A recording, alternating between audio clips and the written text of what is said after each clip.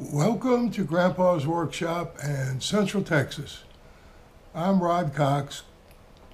I own a 1974 2414 little Power King front end loader that the pivots have been worn out on the bucket since the day I bought it, 25 years ago.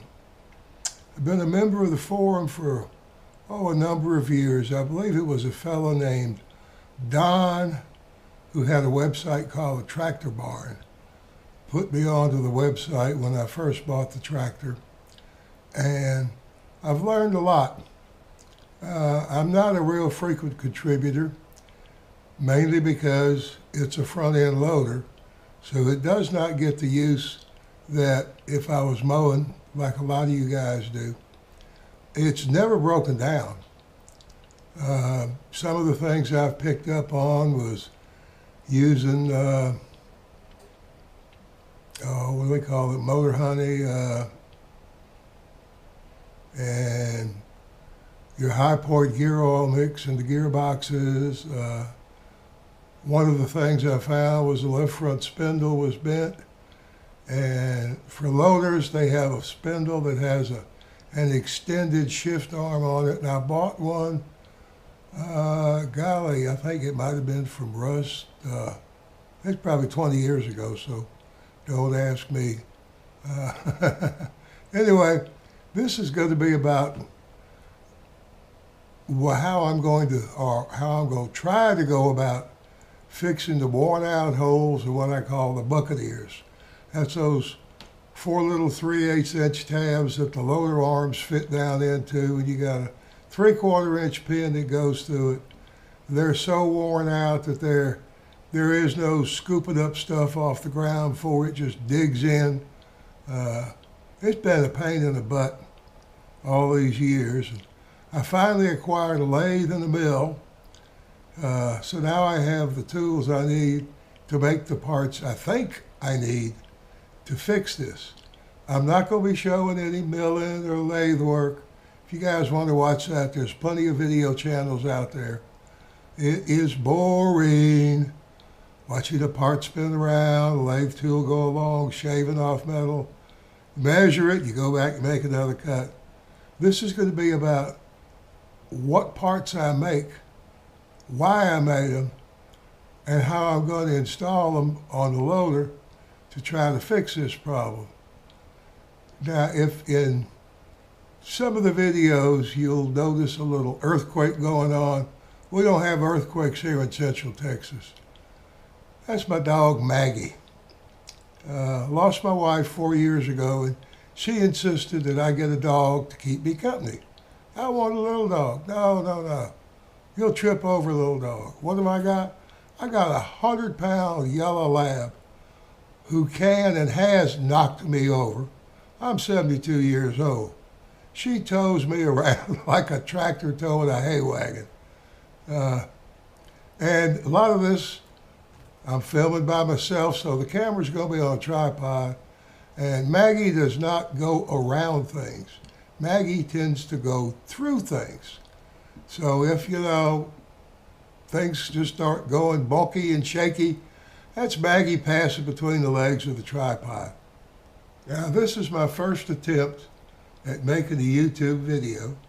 It's not going to be very sophisticated. You're not going to see any pixelated pictures coming together and parts tumbling to make a photo.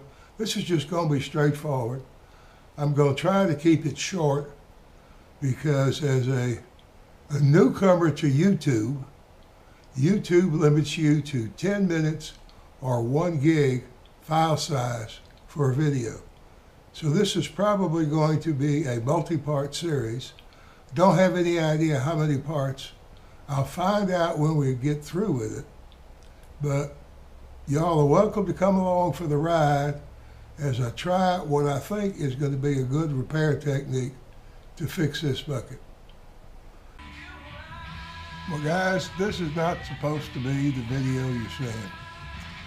And it's my fault. I'm using a brand new camera to me. My old JVC camcorder gave up the ghost. I'm also using brand new software I've never used before. Now, when does download files not mean download files and move them to the computer? All the movie editing software I've ever used over the years, they call it media. When you start and then stop recording, that's a clip. And you get the individual file, and you get a whole series of clips stored in the camera, and they all call it media. So my plan was is I'd come down in the shop, work on the tractor for a day, then that night I'd go up and download those files to the computer and start cropping them, cutting out the bad parts, assembling the movie. So on the very first night I did that. Then, like a dumbass, let's just erase the media. Well, apparently GoPro only imports like a thumbnail of the file. The real file or video clip is still on the smart media card. Well, when I erase that card, that stuff's gone forever. So what I'm gonna try to do at this point is kind of paint you a picture verbally, maybe show you a few things that I salvaged. And let's start off with when I bought the loader. I bought this loader from a farmer rancher who had retired. It had been used to muck out a horse stable, a cow barn.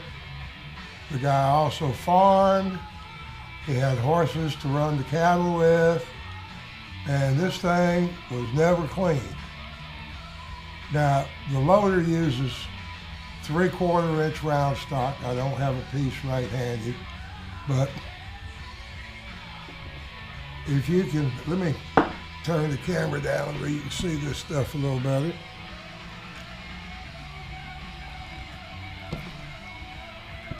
Now, if you can imagine, this is a piece of 3/4 inch stock I cut off the mower deck. It did come with a mower deck, but there's absolutely no evidence where the mule drive hooks to the bottom of the tractor that the tractor ever actually pulled a mower, because you've got this semicircle that the big bar for the mule drive fits in.